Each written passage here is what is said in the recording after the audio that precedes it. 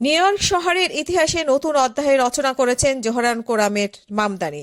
তিনি শহরের নতুন মুসলিম, প্রথম দক্ষিণ এশীয় বংশোদ্ভূত এবং প্রথম আফ্রিকায় জন্ম নেওয়া ব্যক্তি হিসেবে মেয়র নির্বাচিত হয়েছেন।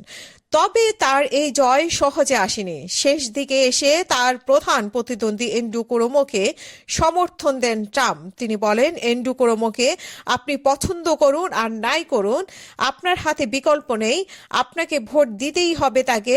আমি আশা করব সে দারুণ কাজ করবে, সে কাজ করবে মানুষের জন্য, মামদানি নয়।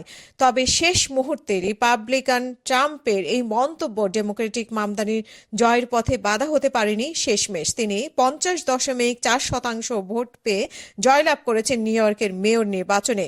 মামদানি এরপরেই বলেছেন যে তার জয় দেখিয়ে দিয়েছে কিভাবে যুক্তরাষ্ট্রের প্রেসিডেন্ট ডোনাল্ড ট্রাম্পকে পরাজিত করা যায়।